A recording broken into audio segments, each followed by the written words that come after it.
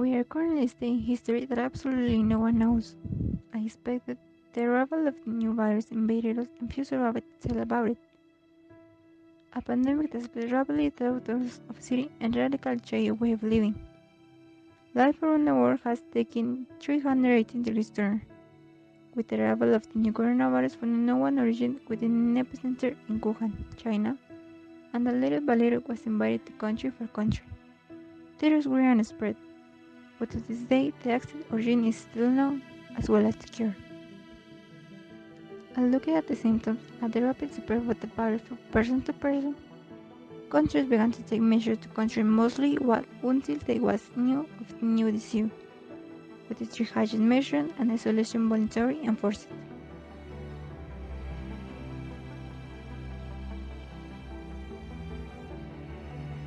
Is declared in Mexico City and its surroundings.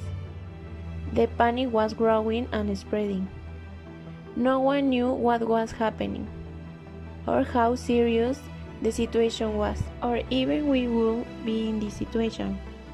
People in ignorance and despair saturate the self-service stores, scare basic necessity products and hygienic and cleaning articles as covers mouths, masks, antibacterial gel, and disinfectants. The number of infected rose exponentially day after day, as well as the number of deaths. The hospitals were saturated and worked at the dozen an hour. The health person also he become will and resource were scarce for all. The worst days of crisis, employment, sickness, and death have arrived, and with them many protests. November 2020. The global pandemic is still continuing, has a low and high points. Quarantine in many countries has rarely ceased, but still social isolation is necessary, in some cases still mandatory. We found ourselves in the need to change our daily habits to continue living and going out to do work activities mainly. In these classes we implemented in the education sector. Some jobs are taken partially and businesses have reopened with strict hygiene and safety measures.